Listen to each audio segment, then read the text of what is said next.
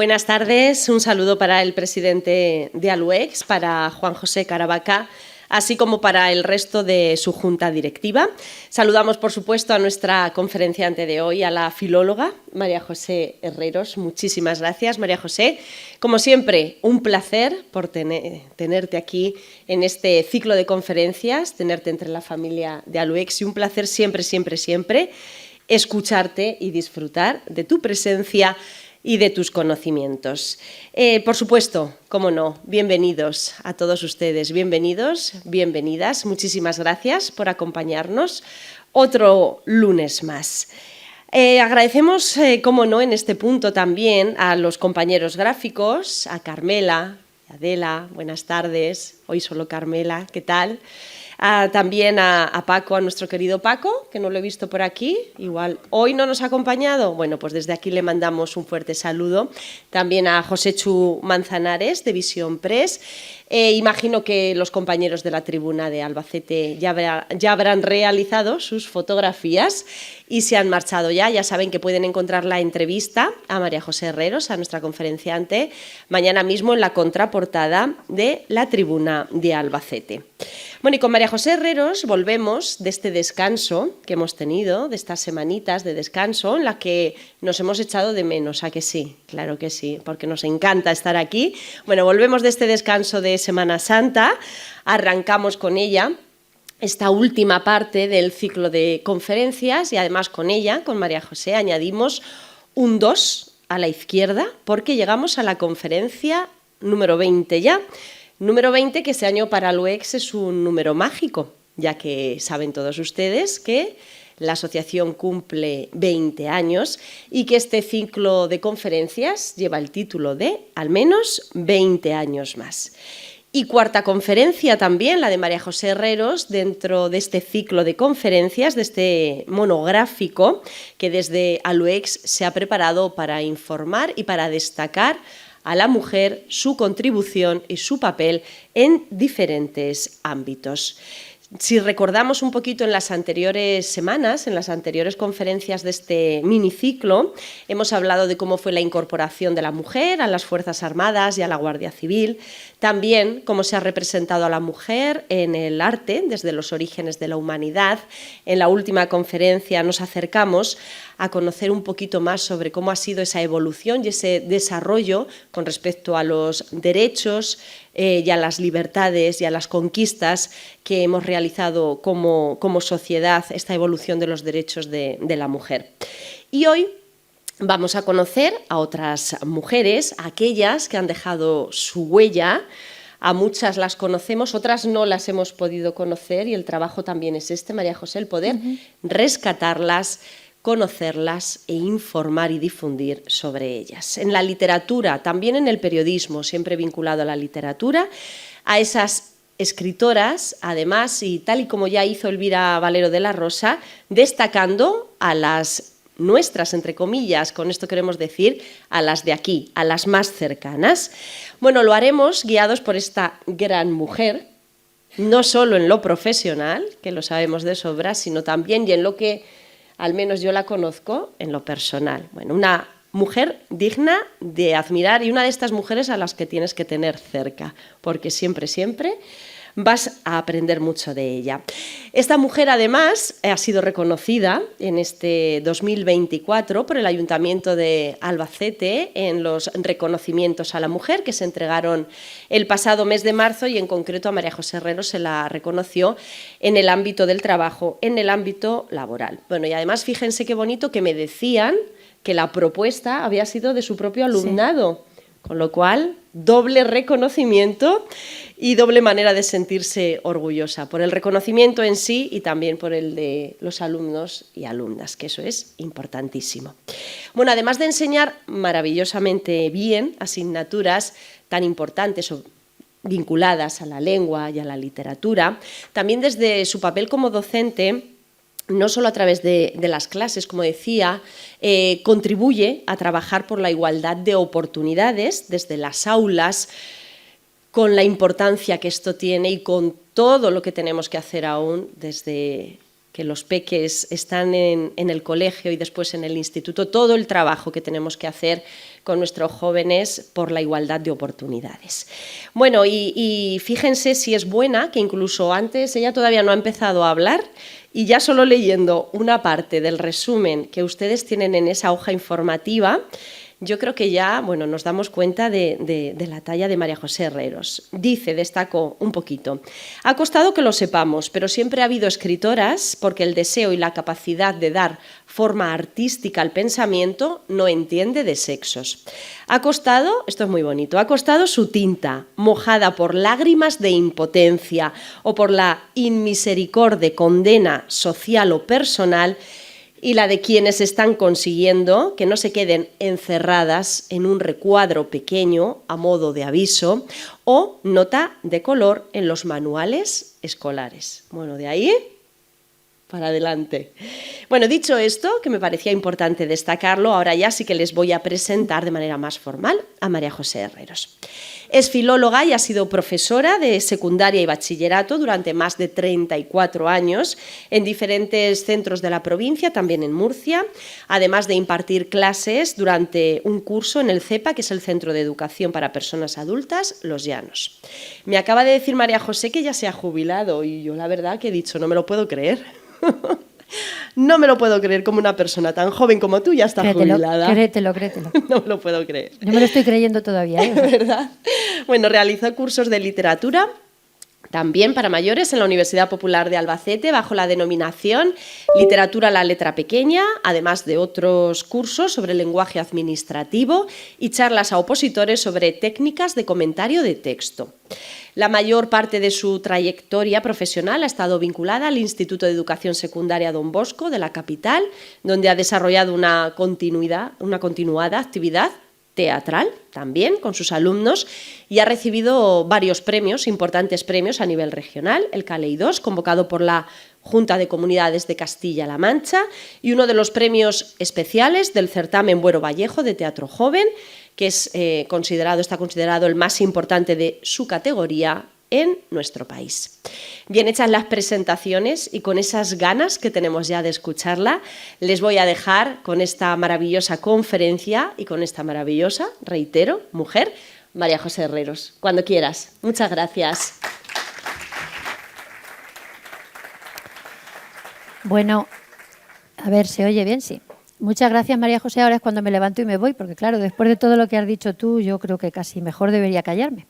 Bueno, muchas gracias a María José por sus amabilísimas palabras siempre y su simpatía, a la ALOEX por darme la oportunidad de volver a participar en estas charlas y darme la oportunidad sobre todo de indagar sobre mujeres escritoras que más allá de lo que yo haya podido trabajar a lo largo de todos estos años impartiendo lengua y literatura, pues uno se da cuenta de que desconoce todavía muchos caminos literarios que nos estaban vedados por diferentes motivos. Yo sé que ustedes han tenido la oportunidad algunos de ustedes durante este tiempo, en particular en este último mes, de asistir tanto a charlas como a recitales relacionados sobre o de mujeres, relacionados con la literatura. No voy a decir la literatura femenina porque no lo es, la literatura escrita por mujeres. Entonces, mi intención con esta charla es intentar darles una perspectiva un poco diferente, que un amigo mío ha bautizado como The Sandwich. Dice, nena, tú lo que vas a hacer es un sándwich.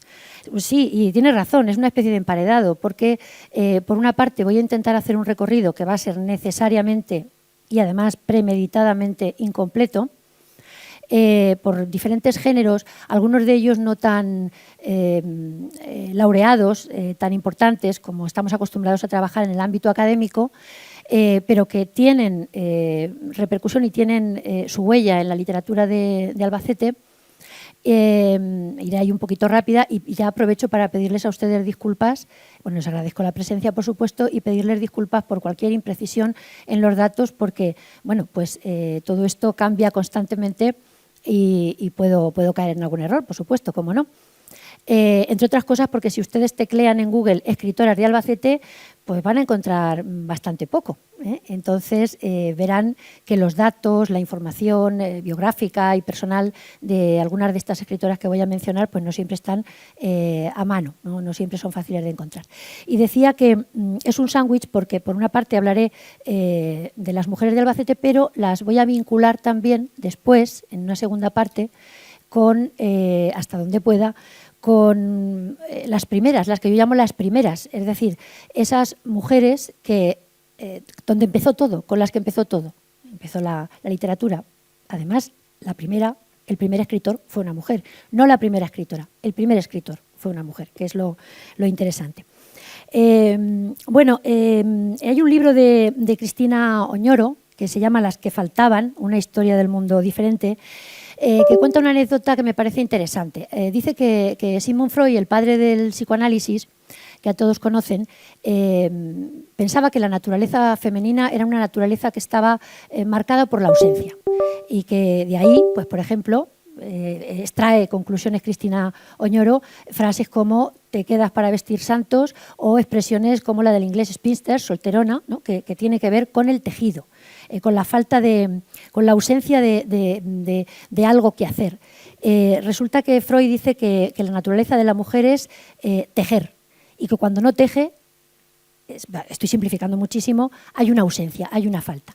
Pero entonces yo le voy a reconvenir un poco a Freud, con todos mis respetos, y le diré que la palabra texto, en textus, precisamente en griego significa tejido, urdimbre, y en cuestión de tejer palabras, las mujeres sabemos lo que hacemos y hace mucho tiempo que se nos debería haber reconocido, pero creo que ahora ya estamos en el buen camino. Dice Francisca Aguirre, una maravillosa poeta que quedó un poco en el olvido durante mucho tiempo y que se recuperó en 2018, sobre todo cuando tuvieron a bien concederle el Premio Nacional de las Letras, en un fragmento. Me van a disculpar si hay poetas por aquí, que no lo sé, porque voy a leer fragmentos, no en la duración, en los límites que me impone la duración de esta charla, pues no puedo leer muchos textos completos, pero leeré algunos fragmentos. Y de Francisca Aguirre os leo. Qué oficio tan humilde y ambicioso, qué meta inalcanzable, qué hermoso oficio para dejarse en él la vida entera. Voy a intentar, como decía, centrarme en primer lugar en un recorrido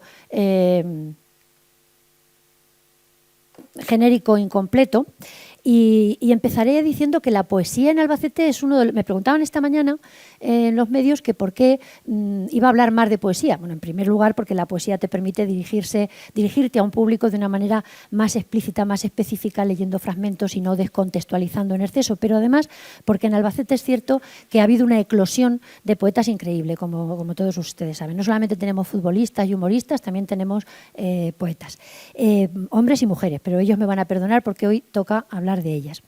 Fíjense que tenemos, por ejemplo, ahí tienen unas imágenes de Sara Monsalve, de su último libro que se titula Mujer, con la Venus de Willendorf ahí estupenda. Tenemos a Ana González Serrano.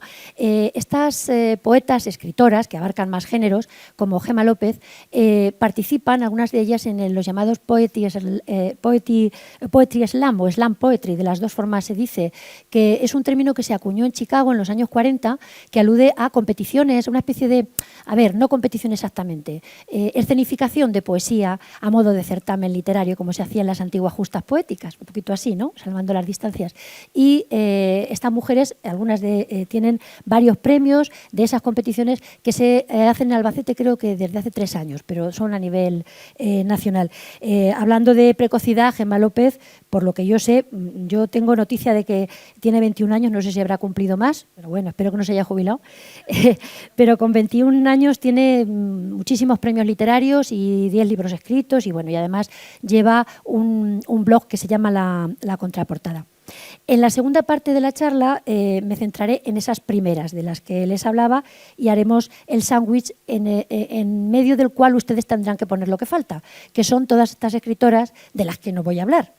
Emilia Pardo Bazán, aunque estuvo aquí en Albacete acompañando a Pérez Galdós en un estreno, ¿qué les voy a decir? De Annie Ernaux, de Maggie O'Farrell, de muchísimas escritoras extranjeras, españolas, albacetenses, pero no puedo hablar de todas y, por supuesto, voy a hacer la tapa, digamos, del sándwich.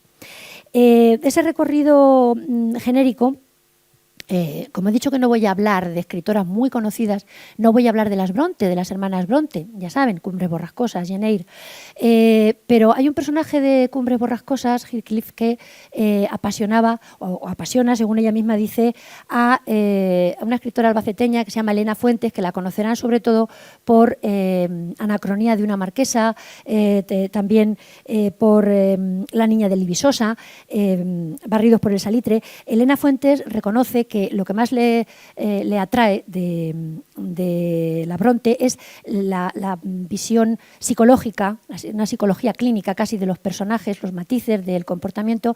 Y hay otra escritora que le gusta mucho, que es Patricia Highsmith, la dama del suspense, la dama británica del suspense, con permiso de, por supuesto, de Agatha Christie, que bueno, pues la lleva a mezclar un poco esa visión de psicología clínica con la novela, con un cierto suspense. También tienen ahí un libro de Irene Gómez Camarasa, estoy hablando por supuesto, de autoras albaceteñas, El último aliento, que está ambientada en uno de estos pueblos de la España vacía, con lo cual hay una combinación ahí de géneros y de temas. Donde no puedas amar, no te demores, es una frase de Frida Kahlo, que le sirve como referente para el título a Dionisia Gómez, otra autora de Albacete. Es una novela que ella define como novela negra y el argumento gira en torno a la investigación de una violación, aparecen personajes adolescentes, pues como verán, casi todas las que voy a mencionar en esta primera parte de la charla, de la conferencia, tienen mucha relación también con los malos tratos, con el papel de la mujer, aunque sea de una manera secundaria, aunque sea como a modo de ambientación.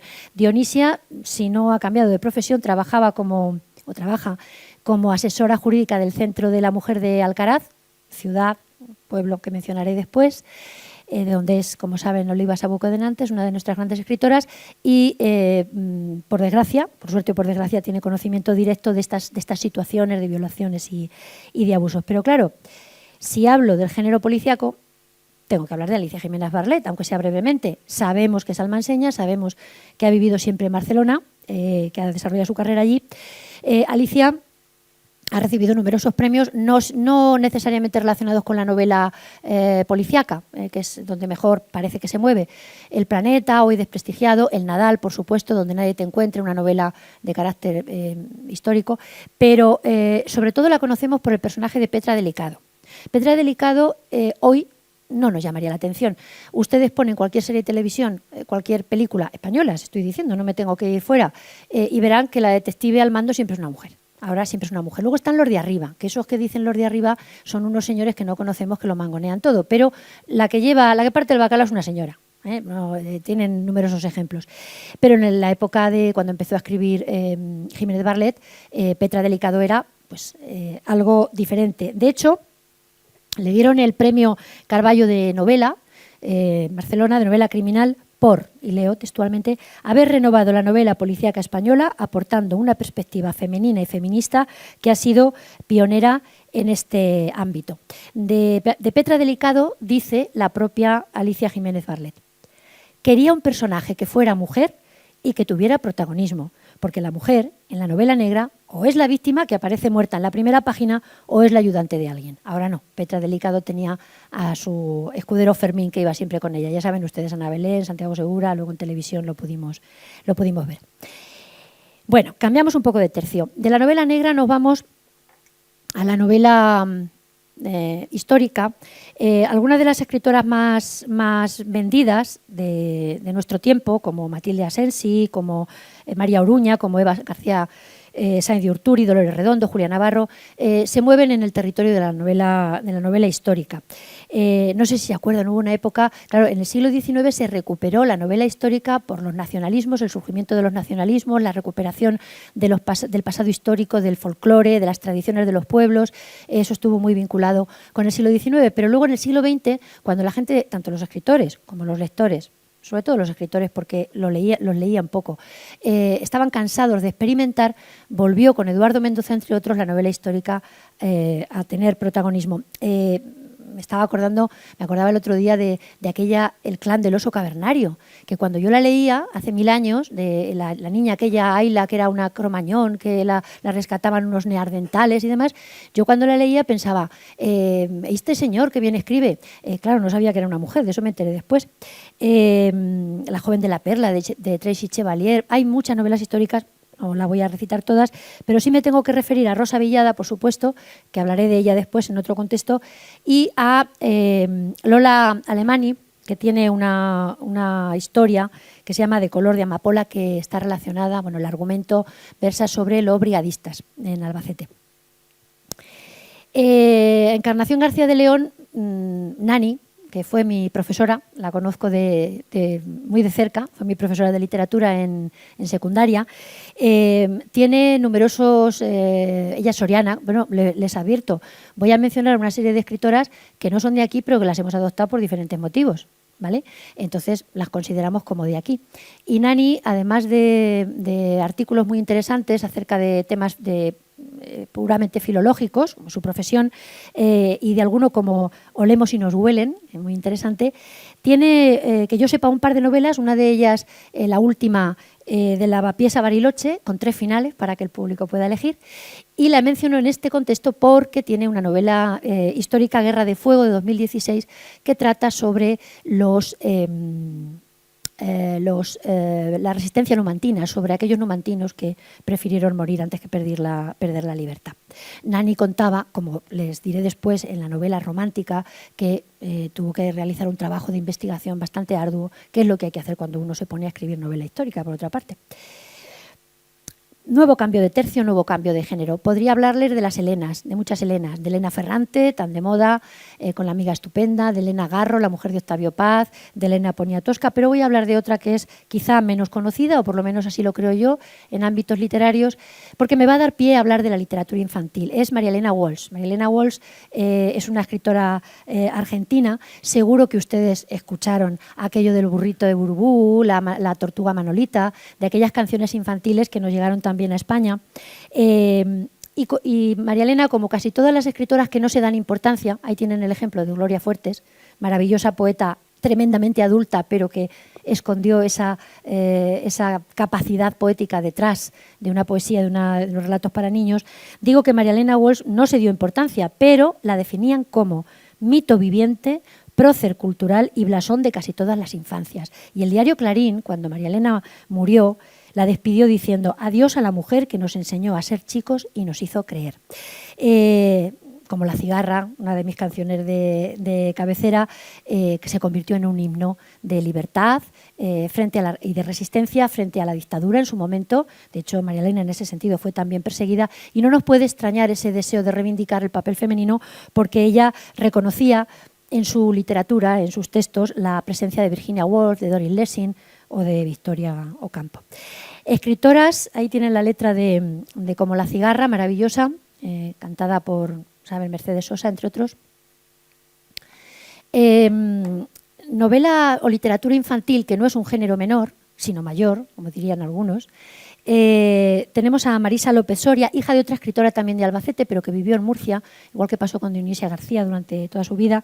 Es una escritora singular que modifica las formas narrativas y las mezcla con la poesía, que tiene premios importantes como El Lazarillo, y si tienen niños cerca, pues ahí está la saga de la serie de la Superberta y sus primos, o Coco, Canela y Anís, Un piercing en el corazón.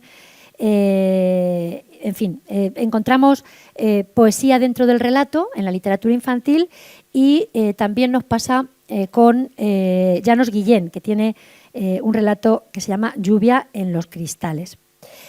Bueno, a ver, me voy hacia atrás. Cambiando de nuevo de género, hemos echado en falta siempre mujeres dramaturgas. Yo por lo menos he hecho en falta más mujeres dramaturgas. Ahora hay muchas. Ahora hay más, cada vez Paloma Pedrero, Laila Ripoll, bueno, que ya tienen unos años y que ya tienen una trayectoria reconocida, Angélica Lidl, que además es muy, muy provocadora, Yasmina, la maravillosa Yasmina Reza, pero durante mucho tiempo, si volvemos la vista atrás, pensamos en Ana Caro de Maillén, pensamos en María de Zayas, que fue elogiada por el mismísimo Lope y en la cual es especialista una de las mujeres de las que voy a hablar aquí, de Albacete, María Rosa Gálvez en el siglo XVIII, o una mujer que no es, creo yo, demasiado conocida, que es esta que tienen ahí, Joanna Bailey, que es una dramaturga inglesa que dicen que tuvo mucho más éxito en su tiempo que Shakespeare en el suyo, con sus comedias. Bueno, María de la Olejárraga aquí en España, que saben que ahora, desde hace poco, se ha sabido que las obras que supuestamente componía en colaboración con su marido, de colaboración poca, que la mayoría parece que las escribió ella.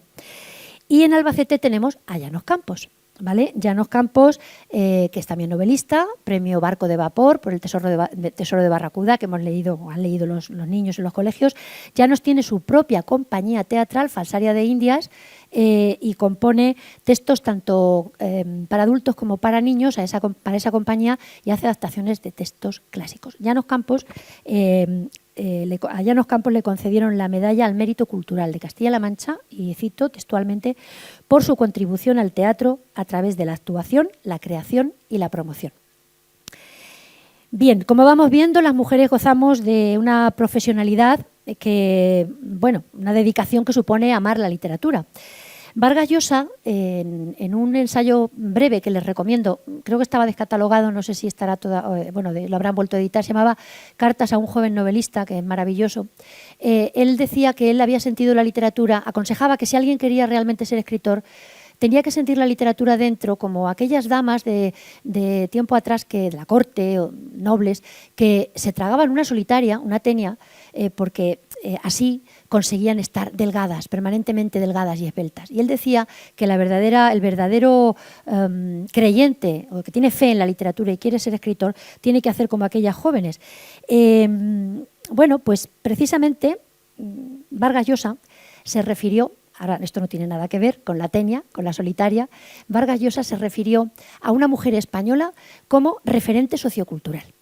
Hace ya muchos años que lo dijo. Fenómeno, perdón, no referente, fenómeno sociocultural. Un fenómeno era, desde luego, según la UNESCO, la mujer más leída, la escritor más leída después de Cervantes, suponiendo que a Cervantes lo lean todos los que dicen haberlo hecho. Esta señora se llamaba María del Socorro Tellado López, Corín Tellado, ¿vale? Corín Tellado, que, bueno, yo cuando leí que había vendido 400 millones de ejemplares, dije, se me ha tenido que colar algún cero, algo aquí no funciona. Le dieron, en la época de Franco, le dieron la medalla al mérito en el trabajo, lo cual es comprensible, ¿no? Fue traducida a 27 idiomas, es una mujer que, bueno, ahí la tienen, que yo creo que más que la afición que tenía a Dumas o a Balzac, pues se dejó llevar por las novelitas eróticas de la época, como las de Pedro Mata. Hablo de Corín Tellado para dar paso a la novela romántica. La novela romántica es un subgénero cuyos autores son en su mayoría mujeres, y también las lectoras son en su mayoría mujeres. Es un género que muchos consideran dentro de lo que se llama paraliteratura, o que es un género menor dentro de la propia narrativa, pero lo que es cierto es que tiene muchísimo éxito.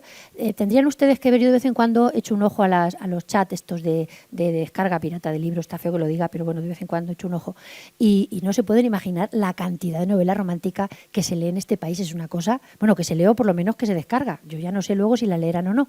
El caso es que tenemos bastantes escritoras de novela romántica, y he de decir que en lugar de conformarse con contar una historia de amor y punto, amor, pasión, erotismo, ya saben ustedes, pues he hablado con alguna de ellas, como Menchu Garcelán, y me contaba que el proceso de documentación que llevan a cabo para estas novelas, para una ambientación histórica, una ambientación sociológica también, o social, mejor dicho, de sus relatos.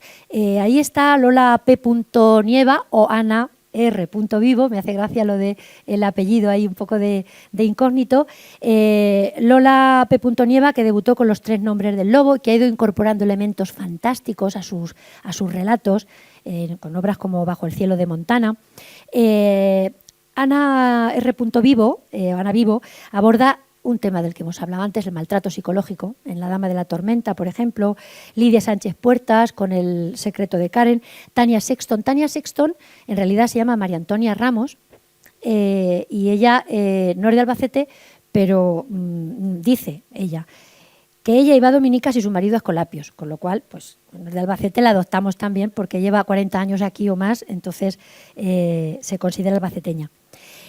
Menchu Garcerán, quien conozco también personalmente y que trabaja también aquí en la Diputación, es cartagenera de nacimiento, pero claro, nació un 7 de septiembre. ¿Cómo le vamos a negar que se considere de Albacete? Y además está casada aquí, vive aquí. Menchu últimamente está recorriendo, anda por Oriente. No digo en persona, sino que transita por los territorios de la cultura oriental. Está una apasionada de Corea, de la literatura coreana, de la que hablaré un poco después. Y literariamente hablando, sus últimos libros van por ahí, como Tú eres quien me ilumina, es uno de ellos. Y volvemos a cambiar de tercio. Espero no marearles demasiado. Probablemente hayan oído hablar de Marina Smetana, la poeta, o la escritora, mejor dicho, rusa, de Ana Cristina César, de Florbela Espanca, de la más conocida Virginia Woolf, por ejemplo, de las estadounidenses y amigas Anne Sexton y Sylvia Plath. Todas ellas acabaron con su dolor. No sabemos exactamente, sí sabemos cómo, no sabemos exactamente por qué. Sylvia Plath, una de las llamadas poetas suicidas, dijo: ¿para qué es mi vida? ¿Qué voy a hacer con ella? A estas poetas suicidas había que sumar a las dos Alejandras argentinas, Pizarnik y Storni, otra de mis canciones de cabecera. ¿Qué poemas nuevos fuiste a buscar, ¿no? Alfonsina y el mar. ¿Por qué traigo a colación las poetas suicidas? Porque Francisca Gata Amate, en el libro, que es también adoptada, en el libro Ellas vuelan, la convierte en un símbolo para todas las poetas y todas las mujeres. Y dice: déjame que te alivie la pena, Alfonsina, esa tristeza azul que te aprisiona. Déjame regalarte luz del día, ese latido de oro, el pétalo de risa en nuestros ojos. Deja volar los sueños, aquellos, estos, tus ramas, tus pasos, han llegado hasta mí. Ana Martínez Castillo, lo tienen también ahí, poeta y narradora albaceteña, les ofrece, de la que hablaré también después, les ofrece su pequeño homenaje en Balada de las damas de antaño. Este título reproduce un poema de François Villon, que es un poeta francés, de uno de los llamados poetas malditos, que tiene una historia también digna de contar, al que le puso música también Georges Brassens. Es decir, es de esos versos, ¿no?, que se repiten y que van pasando de época en época, de escritor en escritor. Dice Ana Martínez Castillo: flotaba en la seda un viento y las muchachas llevaban nombres como Delmira la difunta, o Alejandra la suicida, o Alfonsina la muerta, y les abrazaba el talle un diáfano silencio.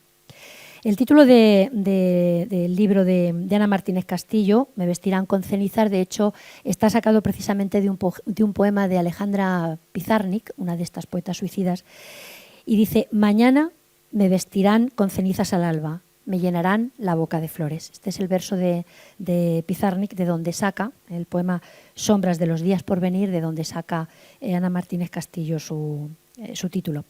Bueno, quiero aclarar que Delmira Agustini, que la acabo de mencionar, que la menciona Ana Martínez Castillo, es una poeta uruguaya que no se suicidó, la mató su marido, su ex marido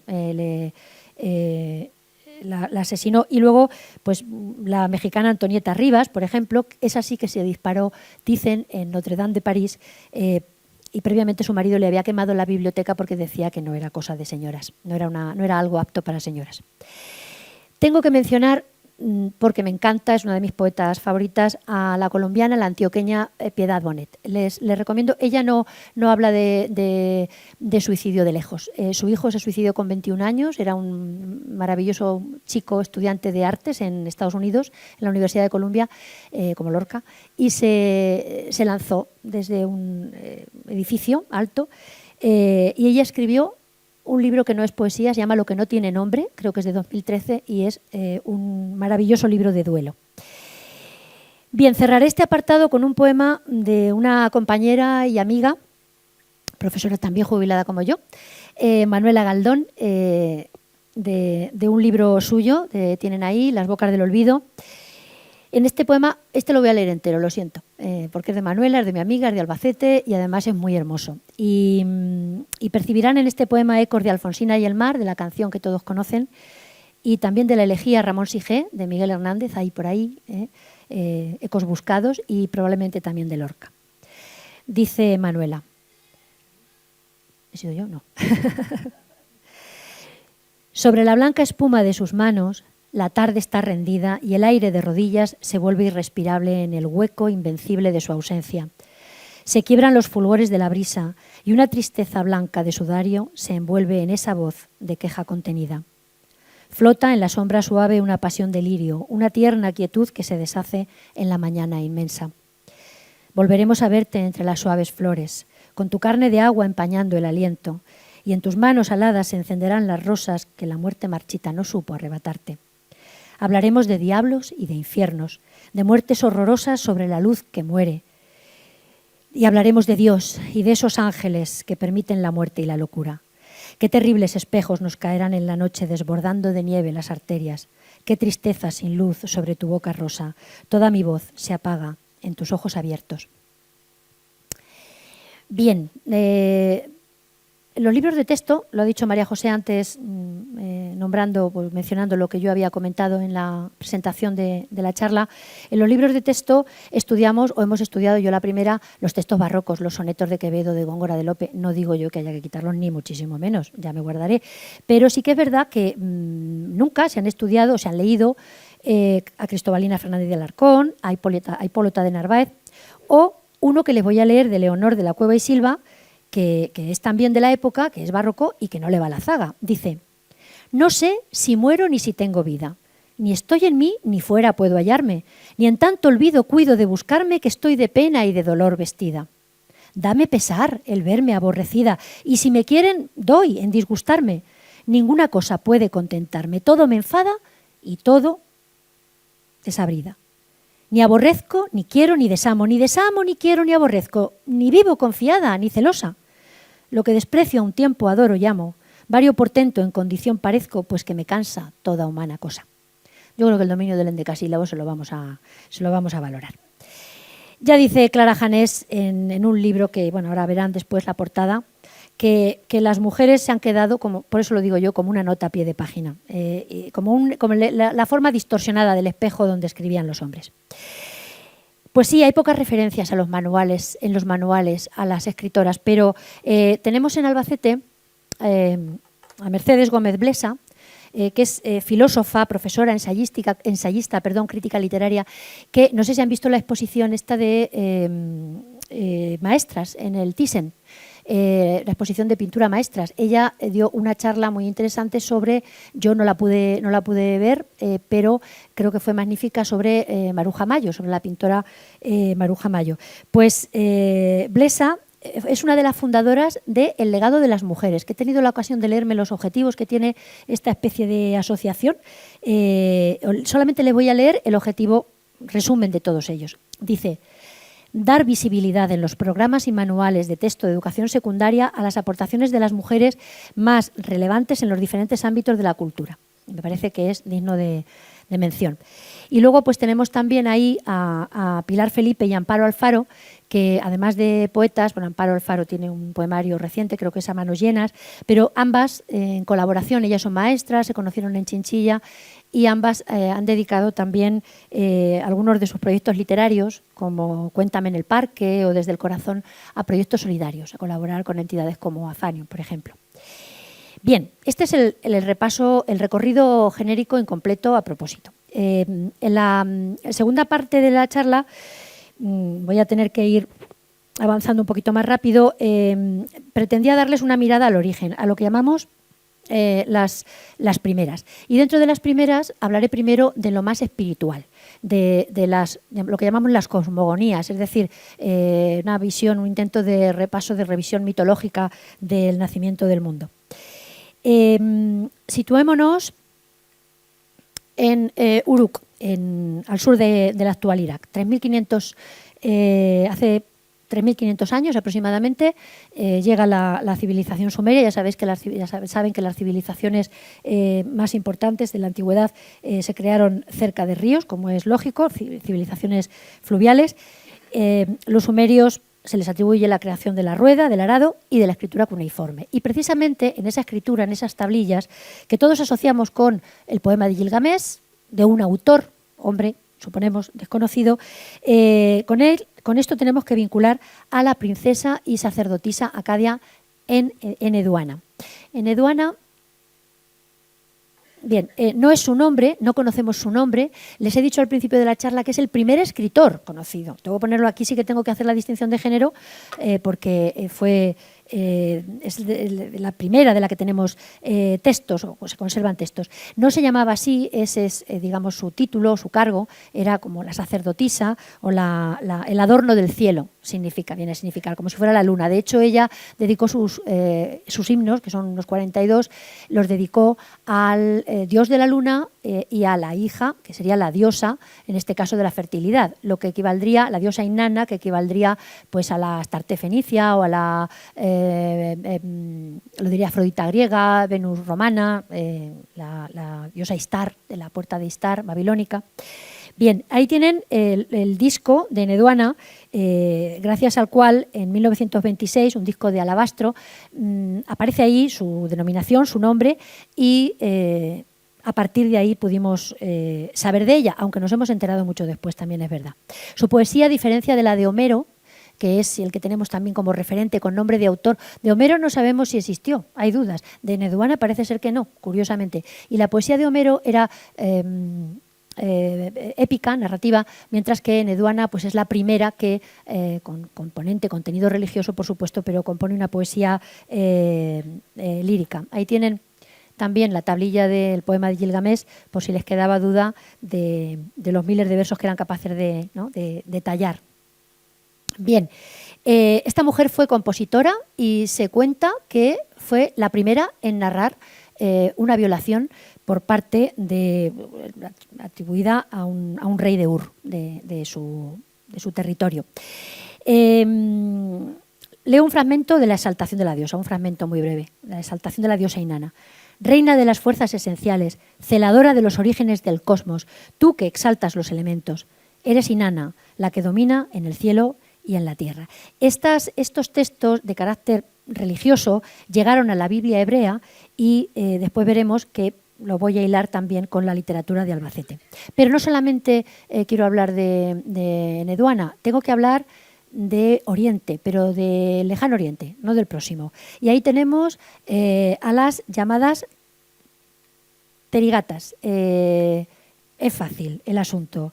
Gata cantos, teri monjas, cantos de las monjas. Las terigatas, en este caso las teri, tienen unos textos que se recogieron en el año 80 a.C.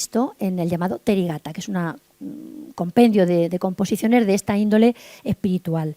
Tengo que hablar brevemente, por supuesto, de Japón, de la escritura kana japonesa, y comentarles una paradoja, una cosa muy curiosa. Resulta que la escritura femenina, oral además, japonesa, que se pudo plasmar luego con esta escritura de tipo silábico, resumiendo mucho esta paradoja, las mujeres eran las que transmitían la literatura oralmente y lo hacían en su idioma, en japonés, mientras que parece ser que la escritura que se entendía como culta tenía que ser en chino. Vamos, algo parecido a lo que ocurrió aquí en el medievo con las lenguas vernáculas y el latín, salvando mucho las distancias. Las miko, las sacerdotisas, pues se transmitían religión y oralidad, dos factores clave, como vemos en esta lengua. Como ven ustedes, las mujeres, de no ser nobles, tenían, ya se sabe, susto o muerte, matrimonio o convento. Y en este caso, vivir profundamente la religión es algo que hicieron. Nos vamos a ir a las beguinas, que eran unas mujeres seglares, que en torno al siglo XII, el siglo XII es fundamental en muchos aspectos en el medievo europeo, en los Países Bajos, en Alemania y en Francia se reunían en comunidades. Según algunos investigadores, todo vino porque en las cruzadas murieron muchos hombres, había escasez de hombres y entonces las mujeres se reunían y se juntaban a vivir en barrios que en realidad eran con casas individuales. De hecho, muchos de ellos después se han reconvertido, o algunos de ellos se han reconvertido en barrios residenciales caros o en lugares donde se recoge a mujeres desfavorecidas. Estas mujeres hicieron una labor educativa importantísima. Vivían apartadas, vivían fuera de la ciudad, detrás de la muralla, donde no podían acceder los hombres, y vivían un poco de la caridad de la gente. Pero claro, la Iglesia no las podía ver con buenos ojos. Eran mujeres, eran libres, eran pobres. Digamos que proponían o se empeñaban en la humildad y en la sencillez, y encima intelectualmente pues estaban por encima de la media, con lo cual pues tenían todo perdido. De hecho, ahí tienen dos, se llaman beguinarios, beguinatos, cada uno lo llama de una manera. Beguinas incluso también se viene, depende de cómo sea la traducción, se escribe sin la U intermedia. Tienen ahí el de Lovaina, que está en el campus, se ha convertido en parte del campus universitario de la ciudad de Lovaina, y el de Brujas, donde vamos a situar después a una mujer que les va a resultar conocida. Margarita Porete, a la que llamó Guillermo de París el inquisidor pseudomujer, que era una beguina mística y giróvaga, un poco como los sufíes, era un poco nómada. La ejecutaron en París, y dicen que cuando la gente presenció, porque la gente iba a las ejecuciones, ustedes saben, lo dijo Larra en el siglo XIX, que aún se quejaba de eso, la gente iba a las ejecuciones como el que va a un show, ¿no? Ahí a entretenerse. Bueno, en Estados Unidos creo que a veces todavía pasa. Y bueno, pues esta mujer parece que dejó impresionado a todo el mundo por la serenidad con que admitió su suplicio. Escribió El espejo de las almas. Ahí tienen dos representaciones de beguinas, una estatua en Ámsterdam. El espejo de las almas, del que toma el libro después un señor del que ahora les hablaré. Y bueno, pues lo que hacían estas beguinas, que eran místicas, estaban recluidas, les llamaban emparedadas o muradas, porque se recluían.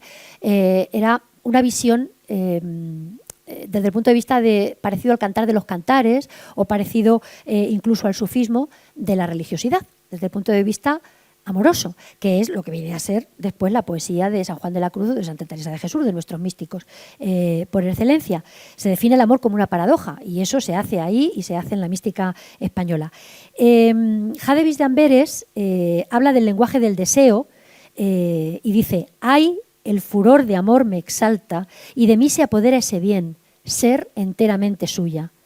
Ay, qué sabiduría en el furor de amor, qué privilegio en el furor del libre amor». Imagínense. Luego dice Santa Teresa, que Rosa Villada la llama la beguina encubierta. Dice: «Cuando el dulce cazador me tiró y dejó herida en los brazos del amor, mi alma quedó rendida, y cobrando nueva vida de tal manera he trocado que mi amado es para mí y yo soy para mi amado». El vivo sin vivir en mí, ya saben.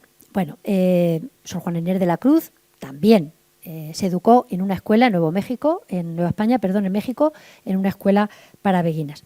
No me puedo contener, tengo que leerles un fragmento de un texto de esta mujer, no sé si la tengo por aquí, sí, de Hadewijs de Amberes.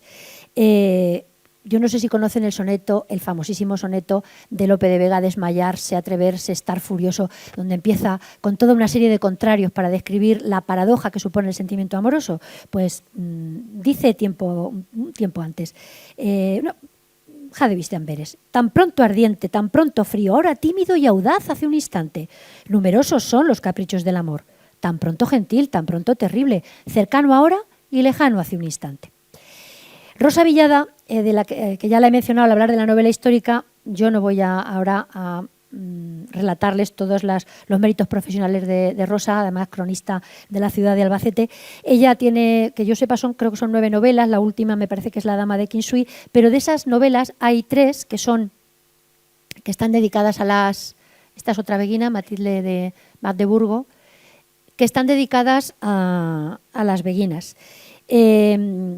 Porque bueno, pues lo que hace Rosa es que incorpora una trama de violaciones, de asesinatos, una trama muy interesante dentro del contexto, pero claro, con un contexto muy interesante que nos era desconocido probablemente hasta que ella lo trajo a colación.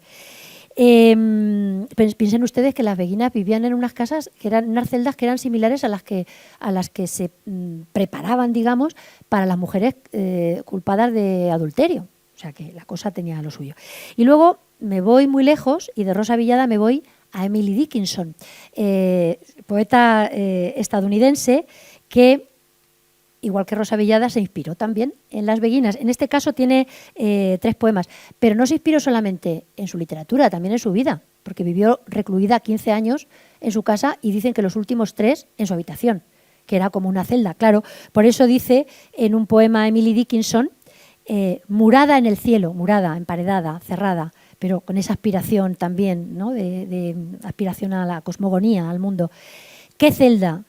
Que cada cautiverio sea tu dulcísima del universo como el que te raptó a ti. Por cierto, bueno, ahí tienen, estos eran, a ver,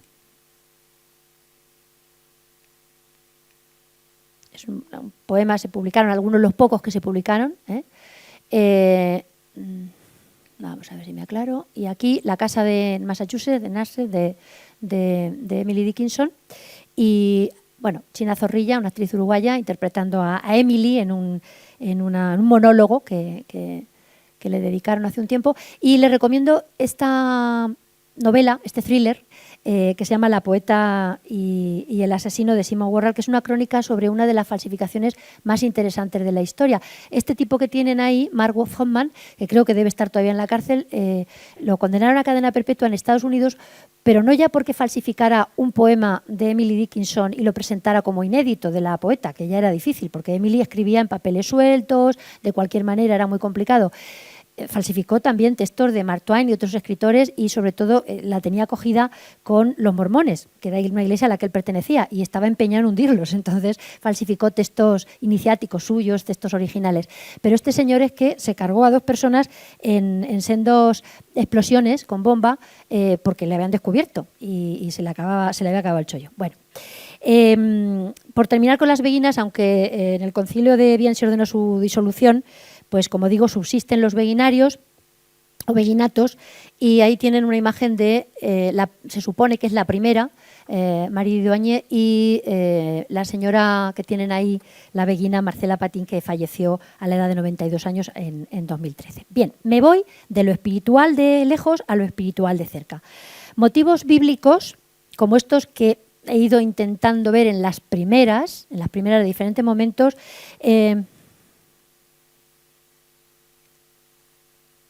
Motivos bíblicos tenemos en la albaceteña Josefina Soria. He hablado antes de la hija, pues ahora hablo de la madre.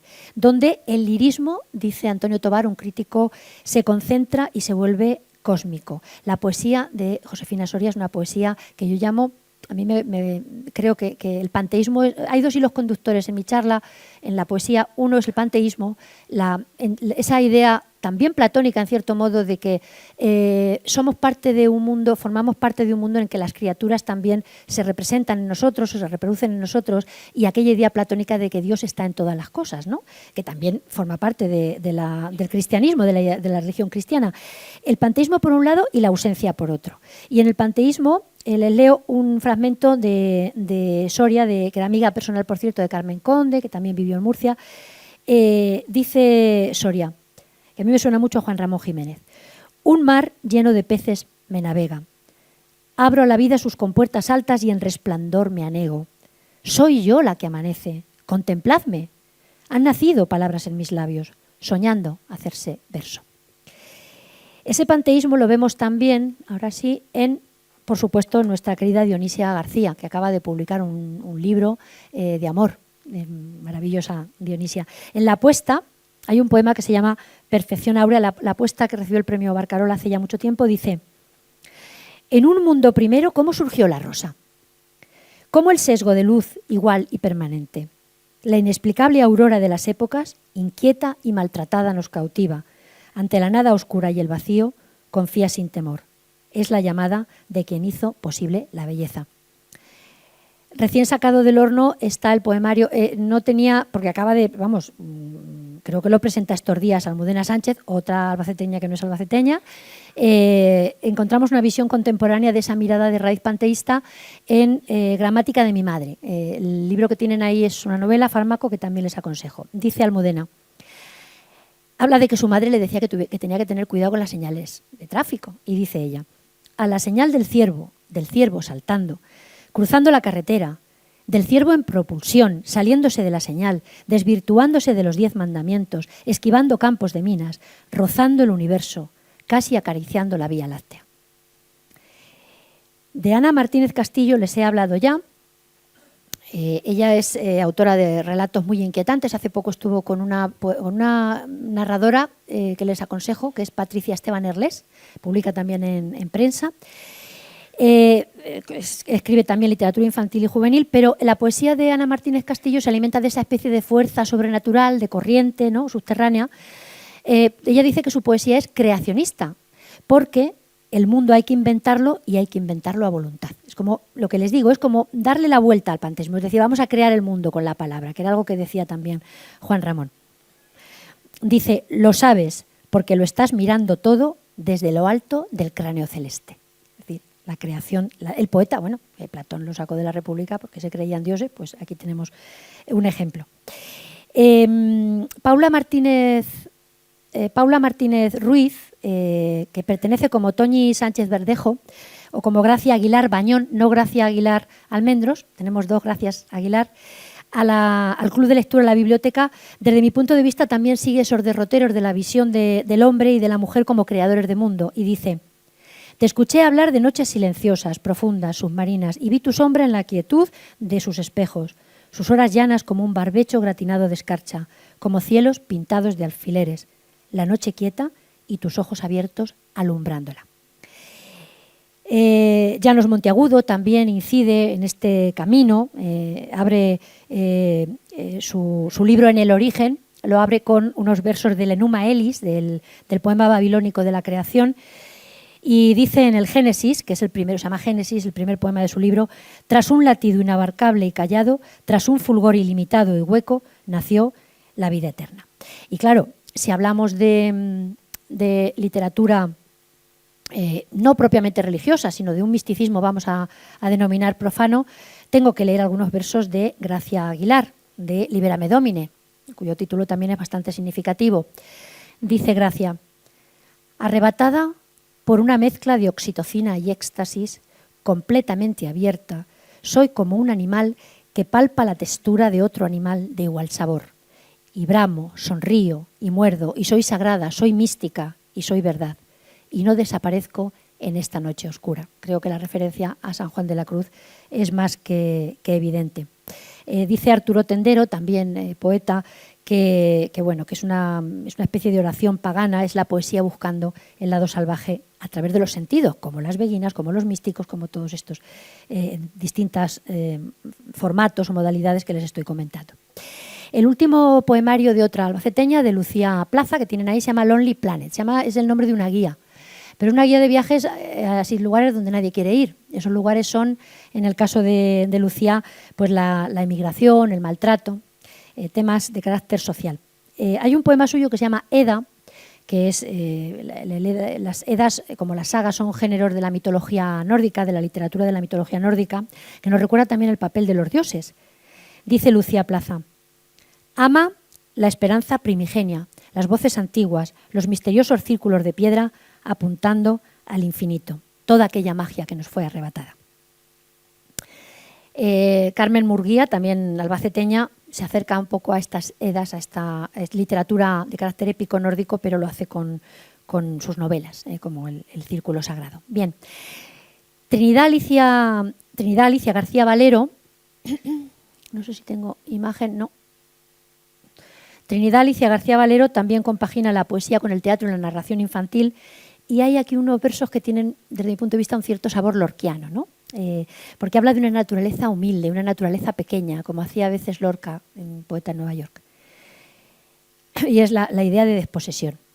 No deseo ser rama sin hojas, ni un lugar ocupado sin sol. No un lamento. Mejor ser cepa vieja, encarnada en la tierra, geranio o mariposa. Abogo por ser gato o perro, callejeros ambos, gorrión de primavera, higuera añeja, ¿por qué no flor?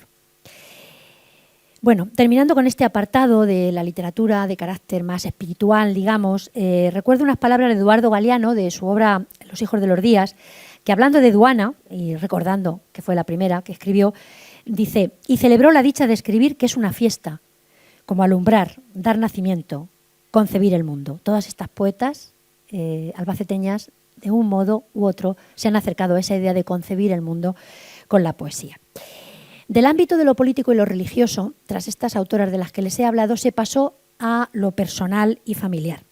Le leo unos versos de autora, creo, desconocida, porque se supone que es una voz femenina, en Egipto. Dice, van a ver el cambio de tono, no le abandonaré aunque me peguen y tenga que estar todo el día en el pantano, ni aunque me persigan a estacazos hasta Siria, o hasta Nubia con varas de palmera, o hasta el desierto a bastonazos, o hasta la orilla del mar pegándome con cañas. No escucharé sus artimañas y no renunciaré al hombre que amo. Fíjense la diferencia. Y claro, como no, pues tenemos que hablar de Safo, Safo de Mitilene, Safo de Eras, o bueno, el caso es que vivió en la isla griega de Lesbos, hoy conocida por otros motivos bastante más desagradables, cerca de las costas de Turquía. Fue una de los 9 poetas líricos de la Grecia antigua. Platón la llamó la 10ª musa. Bueno, pues que, como se suele decir, no voy a descubrirles nada. Pero bueno, es que además apareció en cerámicas de la época, que eso debía ser como aparecer ahora en un show televisivo en prime time, en horario de máxima audiencia, el recoger en la cerámica. Si hubiera vivido en otra parte de Grecia, probablemente Safo no hubiera salido de la oikos, de la casa, porque es verdad que en Lesbos había, se dice, una mayor libertad. Lo que sí es cierto es que se le han atribuido, por una parte, claro, palabras ya saben, lesbos, lesbianismo, lésbico, pues sí, efectivamente, está la pobre condenada a recordarse siempre como una especie de símbolo de un amor de lo homoafectivo, digamos. Pero bueno, bien pudo ser bisexual, además en los llamados tiasos, que eran podía ser una especie de escuela, de academia, ¿no?, donde se enseñaba a las jóvenes, no se sabe muy bien si a prepararse para el matrimonio o probablemente también prácticas iniciáticas en lo sexual, canciones, música, en fin, eran una especie de escuelas, y esas alumnas suyas pues eran las destinatarias de su poesía. Pero bueno, otros dicen que era bisexual, es algo que después se ha sacado a relucir, pero no es lo más interesante de ella. También le achacan, claro, eso a los poetas románticos les vino muy bien la idea de una Safo que se lanzaba que se va a Leucade y que se lanza por amor porque estaba enamorada de Faón, que no le hacía ni caso. Y Faón debía ser como una especie de Cortajarena a la griega, porque el muchacho se ve que estaba cañón y el hombre, pues sí, dicen, no sé, el caso es que él pues no le hacía ni caso a nadie, a las mujeres que se lo rifaban. Era una cosa como Grisóstomo y Marcela de Cervantes, ¿no? Marcela era la que corría y el otro detrás, pues esto, pero al revés. Entonces lo persiguió, cuentan la historia que lo persiguió hasta Sicilia, tal, bueno, que al final se lanzó desde la roca porque se decía que lanzándose desde ahí, pues al final se curaban los males de amor. Desde luego que se curaban, eso no nos cabe la menor duda. Luego ya se dieron cuenta de que a lo mejor podían hacer otras cosas en vez de lanzarse ellos, tirar otra cosa que no fuera. En fin, bueno, vamos a entrar en detalle. El caso es que Safo, bueno, pues ha pasado a la historia como no solamente como símbolo de la homosexualidad, sino también pues como una mujer, como una poeta que tocaba el tema de la ausencia, y es un tema que luego aparece, y lo vamos a ver en poetas albacetenses, la ausencia del amado. Dice, se ha ocultado la luna, también las Pléyades, es la medianoche y las horas se van deslizando y yo duermo sola. La ausencia del amado y la madre como confidente. Dulce madre, no puedo ahora continuar mi tejido. Con el deseo de un muchacho me subyuga la tierna Afrodita. Eso lo vemos en las jarchas de nuestra Edad Media. Gracias a, saben ustedes, hay Safo con la lira, Safo con Erine, que se supone que no eran contemporáneas, pero bueno. Y ahí tienen el famoso yacimiento en Egipto de Osirrinco, gracias al cual pues, egiptólogos ingleses descubrieron fragmentos de su obra en el siglo XIX. Hace poco Cristina Rosenbinge, junto con María Folguera, pues, le han dedicado un espectáculo a Safo. Ahí tienen una imagen no muy buena. Cristina Rosenvinge dice que Safo debía ser como la Rosalía de su tiempo, una artista que no escribía poesía íntima para ser leída, sino para ser cantada, interpretada y compartida. De Rosalía hablaré también ahora después. Lo que está claro es que en la poesía de Safo se describen los primeros síntomas de la pasión amorosa. Es la primera vez que se describen, dicen, fuego sutil, inciertos ojos que vagan sin rumbo, el ronco zumbido de los oídos, el sudor helado, quedarse sin fuerzas, desmadejada, todos esos síntomas del amor que después hemos encontrado en tantos y tantos poetas. Es lo que se llaman los llamados tópicos literarios, los lugares comunes que se repiten, y uno es precisamente el ignis amoris, el amor como fuego, pero también el amor como batalla, el amor como lucha, el amor como guerra, que se han perpetuado incluso en San Juan de la Cruz, que decía que la caza de amor es de altanería. Vuelvo otra vez a Piedad Bonet, me lo disculpan, mi poeta colombiana favorita, que dice, ahí está todo. Ahí está Safo, y después lo vemos en Albacete. Y sin embargo, el fuego sigue ardiendo. Un cristal me refleja dividida. Por mi ventana rota aún te veo. Con tu cota y tu escudo me miras desde lejos. Y yo, mujer de paz, amo la guerra en ti, tu voz de espadas, y conozco de heridas y de muerte, derrotas y saqueos. En mi hogar devastado se hizo trizas el día, pero en mi eterna noche aún arde el fuego. Bueno, no me puedo entretener en esto porque además es más técnico, el endecasílabo sáfico, la estrofa sáfica, ahí tienen un ejemplo de endecasílabo de Unamuno. Bien, a Safo la fastidiaron dos Gregorios, primero un arzobispo y luego un papa, porque de diferentes formas pues se empeñaron en que sus copias que eran inmorales, las copias de sus textos, y que no pervivieran. Me voy de nuevo al lejano oriente, ahora con el amor. Una voz femenina, pícara, atrevida, popular, como la de nuestras jarchas, como la de nuestros poemas, como nuestros villancicos, nuestras canciones de alba, de albada, que son siempre que el amado se va o que el amado no llega. Bueno, pues les leo un fragmento de... Ahí tienen, es la lengua, estos textos, es Kurundohei, creo que se pronuncia. Kurundohei se daban en lengua tamil, en territorio al sur de la India. Y esta poeta desconocida en el siglo III dice, le lleva la contra a Safo y dice: amor, amor, dicen. Sin embargo, el amor no es un nuevo sufrimiento, ni una enfermedad repentina, ni algo que enfurece y enfría. Y sigue después definiéndolo. En el caso de China, ahí tienen un ejemplo de chino clásico, las que eran libres para hablar del amor eran las cortesanas, porque las que no, bastante tenían, según cuentan, conseguir el pensamiento de Confucio, que las conminaba sobre todo a hacerle caso, a peinar a la suegra y a hacerle caso, ¿vale? Dicen que en Corea hay toda una literatura dedicada a la suegra. Eso ya no lo he investigado, ya me lo preparo para otra ocasión. La suegra era la que regía la vida de la desposada. Bien, ahí les voy a leer dos poemitas, dos fragmentos de dos poetas y música. No lo he dicho, pero buena parte de esta poesía, como es el origen de la lírica, está compuesta para ser escuchada con música, para ser musicada o acompañada, lírica. De Chai Yen, tampoco sé si lo pronuncio muy bien, que me disculpe si alguien sabe chino, que la capturaron los hunos, la convirtieron en concubina, tuvo 2 hijos, los tuvo que dejar cuando la rescataron. Y les leo un fragmento, dice: un jefe tártaro me obligó a ser su esposa y me llevó lejísimos, al margen del cielo. Aquí los hombres son tan salvajes como víboras gigantescas y se pavonean acorazados y haciendo crepitar sus arcos. Y Li Kunzhao, la otra poeta que tienen ahí, siglo XI, que yo la veo tremendamente moderna y modernista, porque es que parece que estamos leyendo un fragmento de Rubén Darío. Dice: y frente al espejo engastado con flores ligeramente me maquillo. Bajo el vestido de seda púrpura mi fina piel de nieve exhala un delicioso perfume. Entonces, sonriendo, susurro a mi amado dulcemente: esta noche, tras el dosel de muselina, sentiremos el frescor de nuestro lecho. Qué bonito, ¿verdad? También en esta línea están otras cortesanas, fíjense, hemos hablado de monjas, pero luego hemos hablado de cortesanas. No las he mencionado, pero están las griegas, ¿no? Tenemos las cortesanas chinas, las coreanas. Estas chicas, las Kisaen, eran de muy pequeñitas, pues de niñas, las reclutaban en una especie de selecciones nacionales que se hacían, como si fuera para mí, una cosa así, cada 3 años, y les enseñaban canto, baile y sobre todo el arte de la seducción, que va un poco emparejado con la idea que tenemos de las geisas, aunque las geisas no eran prostitutas, ¿vale? Las orians sí, pero las geisas no. El motivo de la ausencia, que les decía. En el pabellón del pino de invierno, en una noche de luna llena, cuando las olas se amansan contra la colina de la cascada esplendorosa, las blancas gaviotas fieles van y vienen. ¿Cómo puede mi amado haber partido y no regresar? Las albadas, las alboradas. Ono no Komachi,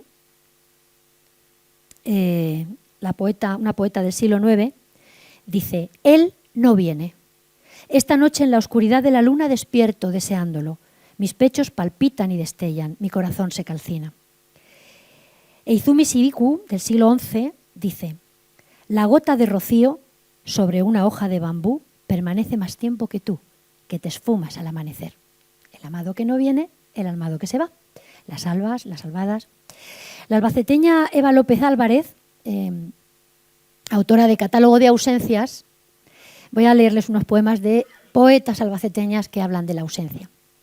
Dice: cristalizar la lágrima, el instante, la huella que dejó el labio, el tacto, la ausencia, y contemplar cómo arranca bocados a la beldad la amargura. Cruz Campayo Tomás dice: solo el leve cinturón de tu albornoz lleva a la desdicha de tu ausencia. Y Dionisia García, como no, dice: como el enamorado, si me acerco a mí vienes, huyes si me distraigo y obstinada repito el reproche y la duda. Todo es vano, porque al final vences tú y aún a oscuras acompaña tu ausencia. El último poemario de Dionisia, del que les he hablado antes, Clamor en la memoria, escrito tras la muerte de su esposo, es un poemario dedicado a toda una vida. Ahí la ausencia para Dionisia es desposesión, es realidad, es algo más cercano, algo más cotidiano. Dice Dionisia: hoy vuelvo a la ciudad que ha sido nuestra y tengo yo tus llaves. Al abrir, el vacío.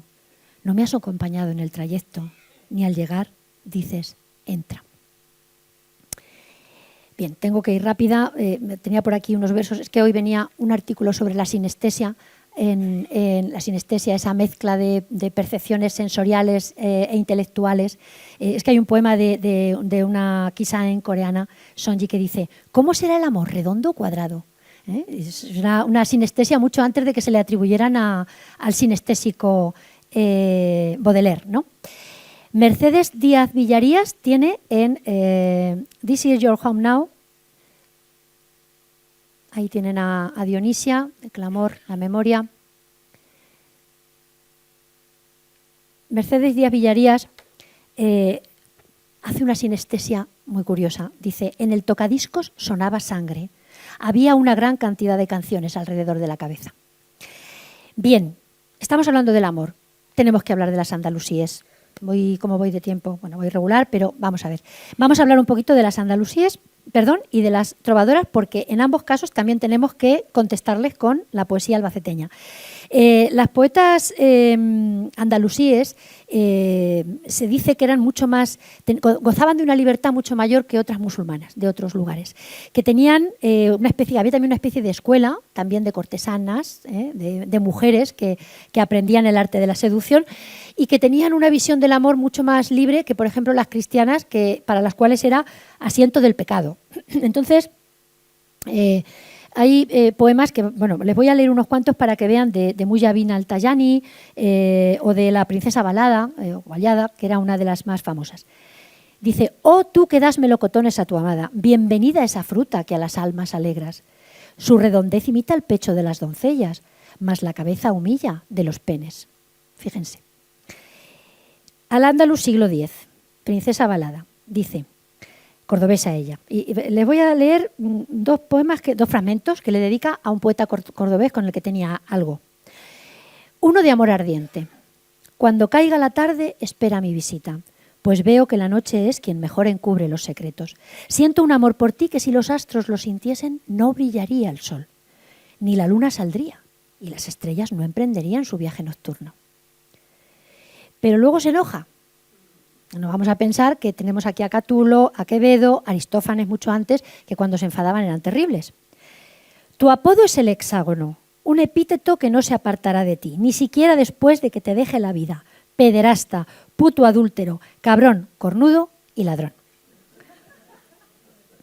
El arcipreste de Ita hubiera querido, ¿eh? Se despachó bien. Hafsabin al-Haji al-Rakunilla, me perdonan también que el árabe tampoco es lo mío, les voy a leer otros dos, no me puedo yo privar de esto.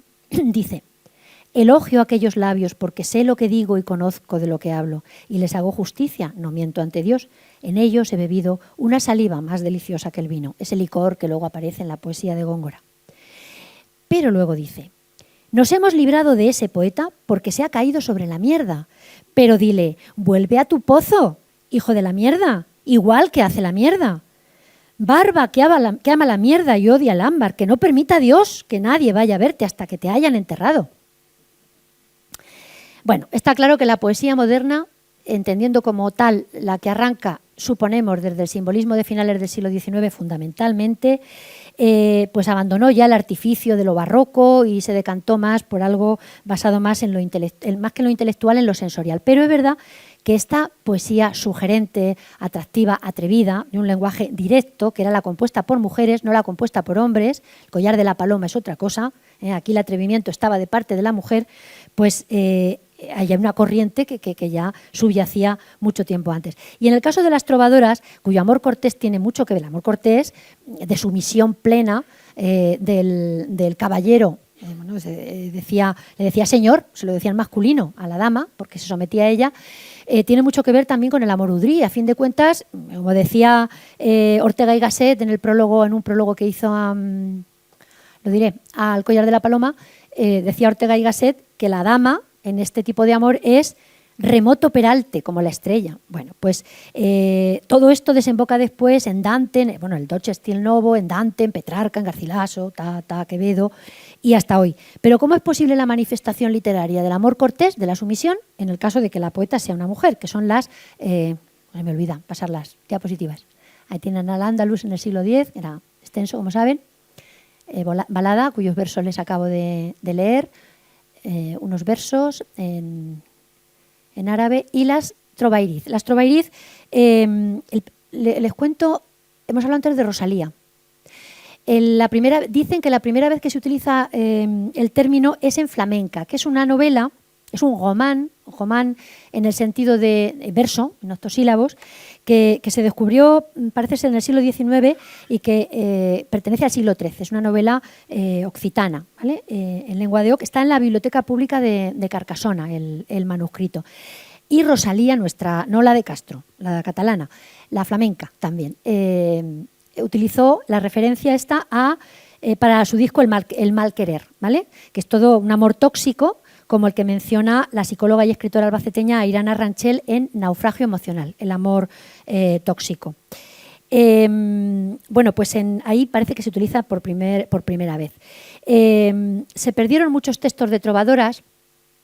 Ahí tienen el único que se conserva con la partitura, porque eran textos musicados, ¿vale? Es el A chantar mer de so que uno volría, de la Condesa de Día, que dicen que se manipuló, porque en la copia hay algunos errores y parece ser que se manipuló para atribuírselo a un gran trovador de la época que era Bernard de Bertador.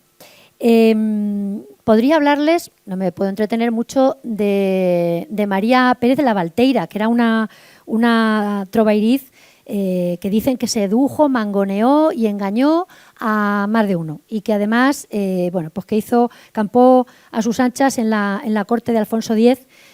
Dice Carmen Posadas, la escritora uruguaya, en una novela suya, dice: es una de mis favoritas, María la Valteira. No se casa, se entrega a los caminos y se convierte en juglaresa, y le atribuye incluso amores con Alfonso X el Sabio.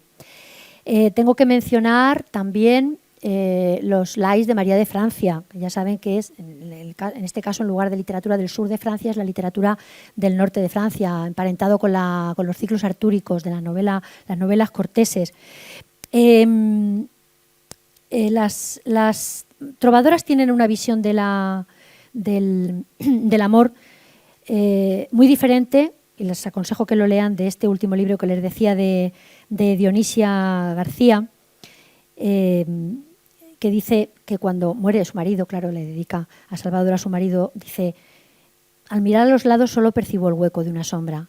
Me enseñaste a crecer en la belleza, a advertir en las aguas el vaivén callado de las épocas hasta llegar al siglo XXI. Es, como ven, una concepción completamente serena y distinta del amor como algo cómplice y cotidiano.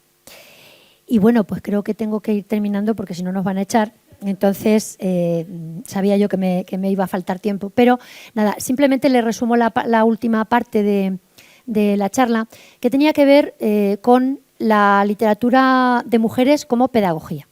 En ella pretendía hablarles un poquito de Christine de Pisan, una mujer de...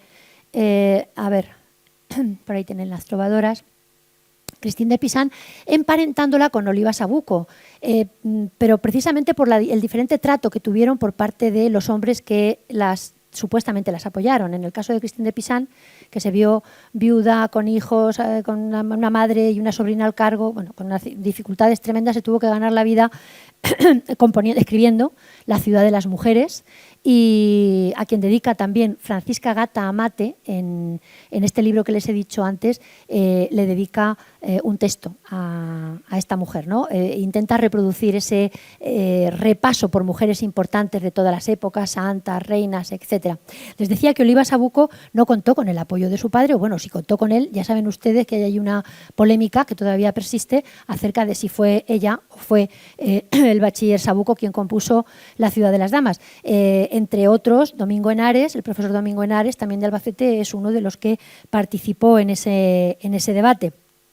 Bien, con Virginia Woolf, y en contra del proverbio latino que reza «Dios hizo a las mujeres para llorar, hablar e hilar», dice «Una donna intelligente riesce a far di tutto», una mujer inteligente triunfa a pesar de todo. Podría haberles hablado de La perfecta casada, de Fray Luis de León, donde se nos da un repaso maravilloso. Hay un libro de, si quiere que lo vean, La ciudad de las damas, el Román de Lagos, que fue el que dio pie precisamente a la polémica de La ciudad de las damas. Un dinner party, una performance que hizo Judy Chicago. Y ahí tienen un libro que les aconsejo que se llama Guardar la casa y cerrar la boca, parafraseando a Fray Luis de León, lo que se decía que teníamos que hacer las mujeres. Ni siquiera en el siglo XVIII, en la Ilustración, pudieron sobreponerse a todo esto que hemos intentado, con lo que hemos intentado luchar. María Moreno, Lucía Garol, María Dolores García Rosalén, tenía también previsto hablarles algo de ellas, pero tengo que cerrar ya. Pido disculpas porque hay muchísimas mujeres más, de Albacete también, a las que quería mencionar, lo dejamos para otra ocasión. Agradecer su paciencia y espero no haberles aburrido demasiado. Y quiero cerrar, si me permiten, con un aforismo también de Dionisia García, que dice: «Las mujeres pueden atravesar el desierto, solo se notificará que los hombres encontraron el agua». Y unos versos de Amparo Alfaro, mucho más optimistas, que dice, le dice a la mujer que baile y le dice: «Sé vocación, enigma, bálsamo del desconsuelo, vientre, corazón y rosa liberada. Sé patria de todos, frontera de nadie, engendra tú el prodigio y derrama sobre la tierra nuestra suave melodía. Levanta el vuelo, mujer, serenamente, que el mundo te acompaña». Muchas gracias y espero no haberles aburrido demasiado.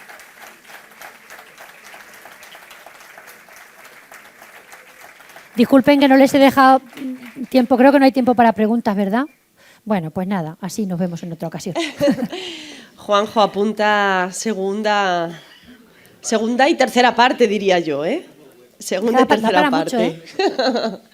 Bueno, muchísimas gracias, María José Herreros, ha sido un placer a ti escucharte. Bueno, tenemos un listado amplio, ¿verdad?, de literatura, de obras que poder leer.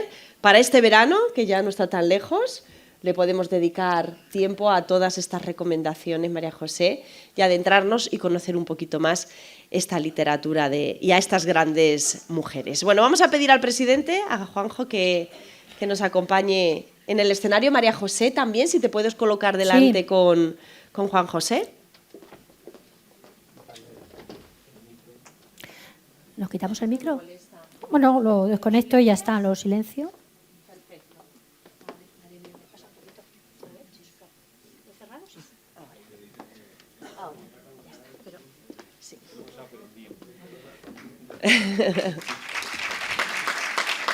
Bueno, este obsequio que le entrega ese árbol, esa encina, para agradecer a María José su participación en el ciclo. Tan solo recordarles que el próximo lunes regresamos, lunes 15 de abril, misma hora, 6:30 de la tarde, aquí en el Salón de Actos de la Diputación de Albacete. En este caso, cerraremos ya este monográfico sobre la mujer con la doctora en Ciencias Médicas, Elisa Belmonte, con una conferencia que lleva por título Mujer y Música. Muchísimas gracias, como siempre, por acompañarnos.